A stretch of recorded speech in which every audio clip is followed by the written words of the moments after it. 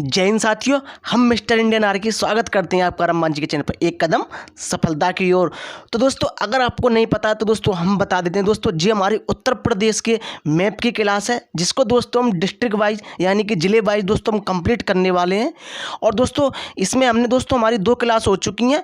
सबसे पहली जो नंबर 2 क्लास है उसमें हमने सहारनपुर को कंप्लीट किया है। क्लियर दोस्तों, कैसे क्या करना है ये सारी डिटेल आप बाद में जो हमने वीडियो कराई है आप उनको देख लीजिए। दोस्तों फिर से हम रिपीट कर देते हैं, ये क्या है, यूपी मैप है जिसमें हम क्या करेंगे, जिले वाइज। क्लियर, हमने इसमें पिछली वीडियो में ही बताया, अब भी बता रहे हैं कि आपको ना तो जिले याद करने हैं ना ही आपको कोई मंडल याद करना है। क्लियर, ये क्या है, सारा कुछ याद नहीं करना, क्योंकि इसमें हम ऑटोमेटिकली आपको याद करा देंगे चमत्कार को नमस्कार, इसको बोलते हैं जलवा। क्लियर, तो आपको कुछ याद नहीं करना है दोस्तों। जैसा कि हमने पिछली वीडियो में बता दिया है कि हम किस मंडल को कर रहे हैं, सहारनपुर मंडल को। क्या सहारनपुर मंडल को हम कर रहे हैं, जिसमें हमने पहला जिला कौन सा किया, हमने सहारनपुर ही हमने कर लिया है। और सहारनपुर मंडल में कितने ज़िले आते हैं, सहारनपुर, शामली, मुरादाबाद, यानी कि इस मंडल को हम कंप्लीट करेंगे। क्लियर, सहारनपुर हमारा हो गया है, वीडियो देख लीजिए। आज हम दोस्तों शामली को करेंगे काफ़ी डिटेल से। जैसे कि आपको पता है शामली जिला हमारा शामली जे है। अब इसको हम बड़े मैप में लेते हैं अलग से। क्लियर, अलग से इसको हम बड़े मैप में लेते हैं दोस्तों। अब जी आ गया हमारा शामली। क्लियर दोस्तों, जी हमारा शामली है। क्लियर, शामली किस में आता है, सहारनपुर मंडल में आता है। देखिए सबसे पहले हम इसकी सीमाओं के बारे में न जाते हुए इसके अतीत के बारे में चर्चा करते हैं कि शामली कैसे आया, इसका प्राचीन नाम क्या था, इसका पुराना नाम क्या था, इसके बारे में विस्तृत चर्चा करते हैं। पहले देखिए दोस्तों, शामली पहले प्रबुद्धनगर जिले के नाम से अस्तित्व में आया। क्या, प्रबुद्धनगर, जी आपको ध्यान रखना है, क्या, प्रबुद्धनगर। क्लियर, प्रबुद्धनगर के नाम से ये पहले जाना जाता था। दोस्तों शामली का इतिहास जो है महाभारत काल में मिलता है। क्या, महाभारत काल में मिलता है, और जिसका नाम क्या है, शाली भवन। क्या है, शाली भवन शब्द का उल्लेख किया गया है इसमें। क्लियर, महाभारत में शाली भवन शब्द का उल्लेख किया गया शामली को। क्लियर दोस्तों, ये आपको ध्यान रखना है, इसका प्राचीन नाम प्रबुद्धनगर। क्लियर, नेक्स्ट देखिए हम डिटेल से जो मैप है यहाँ पर आपको दिख रहा होगा। चलिए ब्लैंक पेज लेते हैं। क्लियर, ये देखिए। तो दोस्तों सबसे पहले हमने क्या बताया, शामली को प्रबुद्धनगर, क्या, इसको प्रबुद्धनगर के नाम से इसको जाना जाता है। और इसकी जो मतलब जो चर्चा है शामली की, कहाँ पर, महाभारत में देखने को मिलती है, जिसमें इसका मतलब क्या नाम है, शाली भवन शब्द की चर्चा की गई है शामली के लिए। क्या, शाली भवन। क्लियर, जी आपको ध्यान रखना है। नेक्स्ट दोस्तों हुआ क्या था दोस्तों, पौराणिक कथाओं के अनुसार द्वापर युग में कुरुक्षेत्र युद्ध में क्या हुआ था, हस्तिनापुर जाते समय श्री कृष्ण ने हनुमान धाम में विश्राम किया था। हनुमान धाम कहाँ पर है, ये शामली में। अब यहाँ पर दोस्तों पुराना एक कुआं था जिसका दोस्तों शीतल ग्रहण उन्होंने पिया था, ताज़ा पानी पी के ओहो राधे राधे, और वहाँ पर उन्होंने विश्राम किया। इसलिए दोस्तों इसे क्या कहा जाता है, इसका पिछला नाम आता है श्यामबली। क्या आता है, श्यामबली। क्लियर, इसका क्या बोलते हैं, इसलिए इसको क्या बोलते हैं, श्यामबली। ये आपको ध्यान रखना है। तो इसका मूल नाम श्यामबली है, जो दोस्तों श्री कृष्ण के महाभारत के लिए यहाँ से गुजरने के कारण पड़ा था। ये आपको ध्यान रखना है। नेक्स्ट दोस्तों, यह छोटा सा उपनगर हनुमान टीला के लिए प्रसिद्ध है। ये आपको तीनों नाम याद रखने हैं। क्लियर, प्रबुद्धनगर अस्तित्व में आया, शाली भवन महाभारत में, श्यामबली क्यों कहा जाता है, ये एग्जाम में पूछ लेता है। क्लियर, देखिए दोस्तों ये छोटा सा उपनगर क्या है, हनुमान टीला के लिए प्रसिद्ध है। क्या, हनुमान टीला के लिए। क्लियर, हनुमान टीला के लिए जो प्रसिद्ध है, जो महान योद्धा भीम द्वारा बनाया गया था। क्लियर, भीम द्वारा बनाया गया था। दोस्तों कुछ कथाओं के अनुसार यह नगर कुंती पुत्र भीमसेन के द्वारा बसाया गया था, ऐसी कथाएं मतलब प्रचलित हैं। और दोस्तों मतलब अब मेन चीज़ जो हमें प्राप्त सबूतों के जो मतलब साक्ष्य हैं उनके अनुसार क्या है, देखिए आधुनिक काल में देखते हैं दोस्तों। आधुनिक काल में क्या हुआ था, मराठा सेनानियों ने इस जगह को अंग्रेज़ों के खिलाफ क्या किया था, लड़ाई में अपनी छावनी के रूप में प्रयोग किया था। इसको किसने किया था, मराठा सेनानियों ने अंग्रेज़ों के खिलाफ लड़ाइयों के लिए शामली को क्या किया था, शामली को मतलब छावनी के रूप में प्रयोग किया था। क्लियर, नेक्स्ट दोस्तों स्वतंत्रता सेनानियों ने इसे अपने छिपने के लिए सुरक्षित जगह बनाया था इसको। क्लियर, जब अंग्रेज यहाँ पर आए थे दोस्तों, अंग्रेजी सत्ता के समय स्वतंत्रता सेनानियों ने पुरानी तहसील को जलाकर क्या किया था, 1857 की क्रांति का उद्घोषण किया था और अपनी कुर्बानी दी थी। क्लियर। नेक्स्ट दोस्तों, 1857 में स्वतंत्रता के लिए पहले युद्ध के दौरान क्या हुआ था, जिले में बहुत सारी कार्रवाई की गई थी भाई साहब यहाँ शामली में। अब क्या हुआ था, शामली के दोस्तों मोहर सिंह, क्या है, मोहर सिंह, शामली के मोहर सिंह और थाना भवन, क्या, थाना भवन के कौन थे, सैयद पठान। क्लियर। मोहर सिंह और थाना भवन के सैयद पठान ने अंग्रेजों के खिलाफ दोस्तों लड़ाई लड़ी और शामली की तहसील पर कब्जा कर लिया। लेकिन बाद में दोस्तों ब्रिटिश सेना ने अपनी क्रूरता दिखाई और क्षेत्र को वापस हासिल कर लिया था। ये यहाँ का इतिहास है। क्लियर। नेक्स्ट दोस्तों देखिए दोस्तों, शामली को जो जाना जाता है ना, हुआ क्या था दोस्तों, उत्तर प्रदेश का, जैसे कि आपको पता है शामली कहाँ पड़ता है, देखिए दोस्तों ये यहाँ पर पश्चिमी उत्तर प्रदेश में पड़ता है। ये क्या, पश्चिमी उत्तर प्रदेश में शामली जिला है। तो दोस्तों हुआ क्या था दोस्तों, पश्चिमी उत्तर प्रदेश के कई अन्य जिलों की तरह क्या हुआ था, शामली को भी 2013 के मुजफ्फर दंगों के दौरान दंगों का सामना करना पड़ा था भाई साहब। 2013 के दौरान मुजफ्फर दंगों का सामना करना पड़ा था। और दोस्तों कई न्यूज़पेपर में आया था, और आप इंडिया टुडे का जो 2015 की जो न्यूज़ है, शायद मई की है ये खबर, तो आप उसमें देख लेना कि अगस्त और सितंबर 2013 के हिंसक दंगों के बाद से शामली और मुजफ्फरनगर जिलों को क्या बोला जाता है, संवेदनशील स्थान माना जाता है, मुजफ्फरनगर और शामली को। क्लियर। मुजफ्फरनगर हम नेक्स्ट वीडियो में पढ़ेंगे, आज हम शामली को ही करेंगे। क्लियर। इनको संवेदनशील स्थान माना जाता है, क्यों, जे हमने बता दिया। क्लियर। करंट टॉपिक इसका हम बाद में देखेंगे कि मतलब अब जो मतलब करंट अफेयर्स के हिसाब से हमको क्या पढ़ना है। क्लियर। अब बात करते हैं दोस्तों, देखिए शामली के कुछ डीपली चर्चा के बारे में। दोस्तों शामली के बारे में हम काफ़ी बेहतरीन चर्चा करेंगे, सारी चीज़ें, मतलब कौन सा तीर्थ स्थल है, कौन सी धार्मिक स्थल है, क्या है, सब देखिए। शामली का मुख्यालय कहाँ है, पहले जिले का मुख्यालय, तो शामली का मुख्यालय कहाँ है, शामली में ही है, ये आपको ध्यान रखना है। क्लियर। शामली में इसका मुख्यालय है। और दोस्तों नेक्स्ट चीज़ आपको क्या ध्यान रखना है, ये दिल्ली एनसीआर में आता है। तो दोस्तों आपको ध्यान रखना है ये क्या है, दिल्ली एनसीआर के अंतर्गत आता है। अब देखिए एनसीआर क्या है, सबसे पहले मैं इस पर चर्चा कर लें थोड़ी बहुत, क्योंकि दोस्तों पूछा जाता है कि बताइए उत्तर प्रदेश के कौन से जिले जो एनसीआर में आते हैं। तो देखिए एनसीआर, इस पर चर्चा करते हैं। देखिए दोस्तों एनसीआर को क्या बोलते हैं, national capital region, national capital region यानी कि राष्ट्रीय राजधानी क्षेत्र। क्या दोस्तों, ये क्या है दोस्तों, जो मतलब पूरे दिल्ली क्षेत्र के आसपास के राज्य है ना, तो यूपी और आपका राजस्थान और आपका हरियाणा के जो मतलब आसपास के जिले हैं उनको कवर करता है। इसलिए क्या किया है दोस्तों, दिल्ली के पड़ोसी राज्यों के शहरी क्षेत्रों के साथ साथ इनके जो मतलब जिले हैं ना, उनको क्या किया है, एनसीआर की मान्यता दी गई है।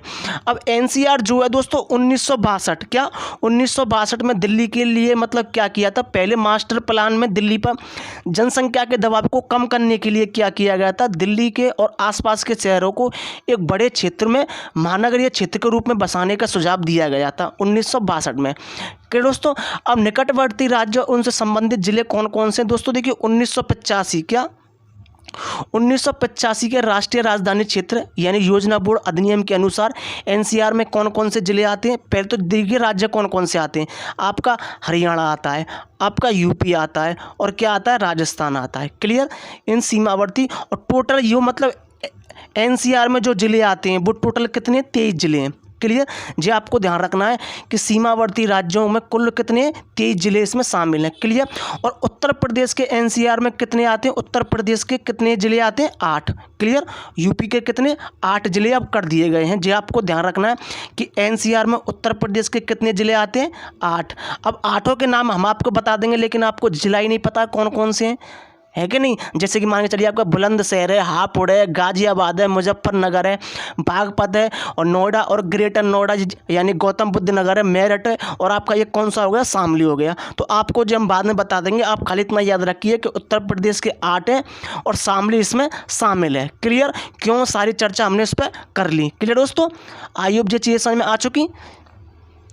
अब चलते हैं शामली पे। देखिए दोस्तों, इसका जो उपनगर के शामली का पुराना नाम क्या है? प्रबुद्धनगर। क्या है? प्रबुद्धनगर। क्लियर, प्रबुद्धनगर है। और दोस्तों इसमें जो मंडल कौन सा आता है? ये सहारनपुर मंडल में आता है। क्लियर, सहारनपुर मंडल में आता है।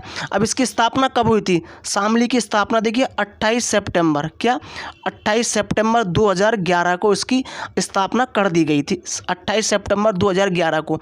देखिए यहाँ पर दोस्तों, देखिए दोस्तों, शामली मुजफ्फरनगर से कब अलग हुआ था? 28 सितंबर 2011 को। यहाँ पर आते हैं, देखिए मैप में चलते हैं। क्लियर, देखिए शामली को क्या किया गया था? मुजफ्फरनगर से कब? 28 सितंबर 2011 को क्या किया गया था? इससे अलग कर दिया गया था, शामली बना दिया गया था अलग। अब क्या हुआ था दोस्तों, इस ज़िले को 28 सितंबर 2011 को मुजफ्फर ज़िले से अलग करके इसका नाम क्या रख दिया गया था? प्रबुद्धनगर। क्या? प्रबुद्धनगर इसका नाम कर दिया गया था। क्लियर, और फिर क्या हुआ था? जुलाई 2012 में, जुलाई 2012 में इसका नाम क्या कर दिया गया? शामली। क्या? जुलाई 2012 में। अब देखिए मेन चीज़ ध्यान रख रही है, जब मायावती थी तो उन्होंने क्या किया था? प्रबुद्धनगर नाम रखा। और 2012 में कौन आए? अखिलेश यादव, तो उन्होंने क्या कर दिया? जिले का नाम बदल के शामली। क्लियर, ये याद है, ये चीज़ें आपको याद रखनी है। क्लियर, नेक्स्ट दोस्तों शामली के बारे में अब देखिए मैप में चलते हैं। इधर कहाँ है मैप? अरे आजा। देखिए दोस्तों, मैप भी कभी कभी पता नहीं कहाँ खो जाता है, संभाल के रखना पड़ेगा मैप। देखिए नेक्स्ट, शामली शहर की अर्थव्यवस्था दोस्तों कृषि और उद्योग पर आधारित है। इसकी क्या? कृषि और उद्योग पर जो आधारित है दोस्तों। यहाँ गन्ना की मुख्य फसल है। क्लियर, शामली में दोस्तों ऊन वगैरह होता है दोस्तों। थाना भवन में 3 प्रमुख चीनी मिलें स्थित हैं। मतलब आपको पता नहीं है, सबसे पहले मतलब जो थाना क्या है देखिए, सबसे पहले आपको ध्यान रखना है मेन चीज़, जैसे कि आपको पता है उत्तर प्रदेश सरकार की 1 डिस्ट्रिक्ट 1 प्रोडक्ट एक स्कीम चल रही है, जिसके तहत दोस्तों 75 जिलों की अपनी अपनी एक प्रोडक्ट है। तो आपको शामली का ध्यान रखना है। क्या? शामली का ध्यान रखना। शामली को वैसे देखिए आयरन, क्या आयरन आर्ट्स के रूप में इसको मतलब उपाधि दी गई है। और यहाँ पर क्या है? रिम और एक्सल। क्या? रिम और एक्सल। क्लियर, रिम और एक्सल उद्योग के लिए दुनिया भर में जाना जाता है। जिस प्रकार दोस्तों उत्तर प्रदेश की एक जिला एक उत्पाद योजना के तहत इसको चुना गया, रिम और एक्सल या फिर आयरन आर्ट्स के रूप में इसको चुना गया है शामली को। क्लियर, अब नेक्स्ट देखिए इसका क्षेत्रफल कितना आता है शामली का। देखिए शामली का जो क्षेत्रफल आता है, आपको याद रखें या ना रखें, 1167.58 वर्ग किलोमीटर। क्लियर, 1167.58 वर्ग किलोमीटर इसका क्या आता है? क्षेत्रफल है। अब नेक्स्ट देखिए, नेक्स्ट क्या देखना हमको? इसकी सीमा देखिए। देखिए दोस्तों, इसके पूरब में कौन आ गया? मुजफ्फरनगर। क्लियर, इसके पूरब में मुजफ्फरनगर और इसके पश्चिम में कौन आ गया? हरियाणा आ गया। क्लियर, उत्तर में कौन आ जाता है? इसके सहारनपुर आ जाता है। क्लियर, और दक्षिण में कौन आ जाता है? हमारा बागपत एक जिला है, वो आ जाता है। जी देखिए बागपत। क्लियर, हमने क्या बताया था? उत्तर में सहारनपुर आ गया, पूरब में मुजफ्फरनगर, पश्चिम में हरियाणा आ गया और दक्षिण में कौन आ गया? बागपत एक जिला आता है। जो आपको इसकी शामली की सीमाएं याद रखनी है। क्लियर दोस्तों, अब यहाँ से देखिए राष्ट्रीय राजमार्ग होकर गुजरते हैं शामली से। जो आपको देख लीजिए कि यहाँ से NH क्या होता है? 709A, 709A, NH 709A और NH 709B। क्लियर, ये क्या है? यहाँ से गुजरते हैं। क्लियर, राष्ट्रीय राजमार्ग। क्लियर, ये आपको ध्यान रखना है। नेक्स्ट दोस्तों, जैसा कि आपको पता है वाहन पंजीकरण, आपको जैसे कि आपने देखा होगा आपके वाहन यूपी कहीं पर 85, कहीं पर यूपी 81, तो इसको क्या बोलते हैं? जो RTO यानी कि यूपी वाहन पंजीकरण संख्या है। तो आपको शामली का ध्यान रखना है। क्या? शामली का वाहन पंजीकरण कितना? यूपी 19। क्या? यूपी 19 ये शामली का वाहन पंजीकरण संख्या है। क्या दोस्तों, महत्वपूर्ण स्थानों के बारे में बात करते हैं। देखिए यहाँ पर क्या है? हनुमान मंदिर। क्या? हनुमान मंदिर है एक, और एक क्या है? जैन मंदिर है। क्या? हनुमान मंदिर, जैन मंदिर जिसको जलालाबाद बोलते हैं। और एक क्या है? पीर बदौली। क्या? पीर बदौली झंझाना। क्लियर। जो यहाँ के क्या है, मंदिर है। क्लियर। और एक हमने बता दिया हनुमान धाम भी इसको बोला जाता है। क्लियर।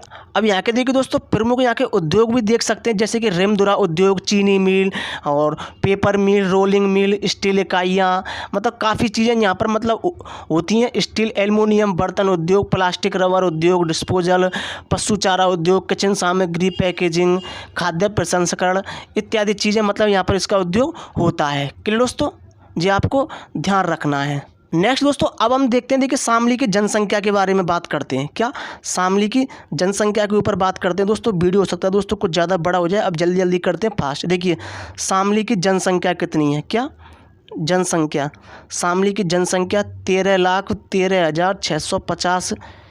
क्लियर। और पुरुष जनसंख्या कितनी है इसमें, तो पुरुष है 6,99,390। क्लियर। नेक्स्ट अगर महिला जनसंख्या पूछता है, क्या महिला जनसंख्या, तो 6,14,260 ये महिला जनसंख्या है। क्लियर। यहाँ पर साक्षरता दर कितनी है, क्या साक्षरता दर, तो आपको साक्षरता दर 53.89%। क्लियर। जो 2011 की जनगणना के अनुसार है, साक्षर 53.89। जनसंख्या घनत्व, जनसंख्या घनत्व 1125। क्लियर। लिंगानुपात कितना है, इतना लिंगानुपात इसका कितना है, 878। क्लियर। 878 इसका लिंगानुपात। क्लियर। जो आपको ध्यान रखना है। अब यहाँ का दोस्तों देखिए प्रशासनिक परिचय देख लेते हैं एक बार, आपको यहाँ से काफ़ी महत्वपूर्ण है, जो आपको ध्यान रखना है। देखिए विधानसभा क्षेत्र क्या है, विधानसभा क्षेत्र, यहाँ पर कितने विधानसभा क्षेत्र हैं, 3 है। कौन सा है, कैराना, क्या कैराना, और आपका थाना भवन और आपका शामली। क्लियर। ये 3 विधानसभा क्षेत्र हैं, कैराना, थाना भवन और शामली। क्लियर। ये आपको ध्यान रखना है। लोकसभा सीट यहाँ से कितनी है, तो यहाँ से एक लोकसभा सीट है जो कि कैराना से है। क्लियर। कैराना से है, जो आपको ध्यान रखना है। क्लियर। कैराना। क्लियर दोस्तों, तो जिला कैराना हमारा, ये आपको ध्यान रखना है। क्लियर। नेक्स्ट अगर यहाँ से आपको तहसील पूछता है, क्या तहसील, तो यहाँ की तहसील की संख्या कितनी है, तहसील यहाँ 3 है। कौन सा है, शामली है एक, तो आपका एक कैराना है और एक आपका ऊन है। क्लियर। ऊन। क्लियर। ऊन, ये भी नाम है, एक ऊन यहाँ की क्या है, तहसील है। क्लियर। और ब्लॉक कितने हैं यहाँ, तो ब्लॉक है यहाँ 5। क्लियर। ब्लॉक यहाँ 5 है, शामली, थाना भवन, कांदला, कैराना और ऊन। क्लियर। ब्लॉक 5 हैं। क्लियर दोस्तों, मैप में भी हो सकता है दी ना हो, कुछ चीज़ें देते हैं कुछ नहीं। कुल ग्राम कितने हैं यहाँ, कुल ग्राम संख्या, तो कुल ग्राम है 322। 322 आपको ये चीज़ें ध्यान रखनी है। कुल ग्राम कितने बताए हमने, 322। 322 बताए थे कुल ग्राम, 322। क्लियर। 322। और कुल ग्राम पंचायत कितनी है, 230 यहाँ पर है। क्लियर। कांदला, शामली, कैराना। क्लियर। अब नगर पंचायत पूछता है, क्या नगर पंचायत, तो नगर पंचायत यहाँ कितनी है, 7। क्लियर। नगर पंचायत 7 है। क्लियर दोस्तों, जो आपको चीज़ें ध्यान रखनी है, फिर से रिपीट कर दें। देखिए विधानसभा क्षेत्र कितने हैं यहाँ पर, 3। कौन कौन से, कैराना, थाना भवन, शामली। लोकसभा सीट 1 है कैराना की। तहसील कितनी है, 3, शामली, कैराना, ऊन, जे है ना यहाँ पर, है ना, ऊन। नेक्स्ट विकास ब्लॉक कितने हैं यहाँ, 5, शामली, थाना भवन, कांदला, कैराना, ऊन। कुल ग्राम 322, कुल पंचायत भवन 230 और नगर पंचायत कितनी है यहाँ, 7। क्लियर। ये आपको ध्यान रखनी है। क्लियर दोस्तों। अब देखते हैं दोस्तों यहाँ पर करंट टॉपिक क्या है, इससे क्या करंट सिनेरियो क्या जुड़ा हुआ है, यानी कि प्रेजेंट में इससे क्या सिनेरियो जुड़ा हुआ है। देखिए दोस्तों सीएम योगी ने क्या किया है, गोरखपुर से शामली तक क्या है, यहाँ आते हैं पहले हम। देखिए सीएम योगी ने क्या किया है, शामली और गोरखपुर हमारा ये रहा। क्लियर। तो इन्होंने क्या किया, सीएम योगी ने गोरखपुर से लेकर क्या शामली के बीच क्या किया है, greenfield expressway. Clear. Greenfield expressway का निर्माण किया जाएगा, जो आपको ध्यान रखना है दोस्तों। इस एक्सप्रेस के बनने से प्रदेश में क्या होगा, कनेक्टिविटी का एक नया रास्ता खुल जाएगा और एक्सप्रेसवे कई एक्सप्रेसवे से कनेक्टेड होगा। क्लियर। गोरखपुर से शामली तक। क्लियर। जो आपको ध्यान रखना है। नेक्स्ट आपको क्या ध्यान रखना है दोस्तों, शामली में ही देखिए शारदा नदी का पानी क्या होगा, पश्चिमी उत्तर प्रदेश यानी कि क्या, हरियाणा और आपका राजस्थान, गुजरात तक ले जाने के लिए क्या होगा, जिले में शारदा यमुना लिंक नहर क्या है, शारदा, जो काफ़ी मोस्ट है, ध्यान रखना, शारदा जमुना लिंक नहर क्या है, परियोजना का सर्वे शुरू कर दिया गया है। क्लियर।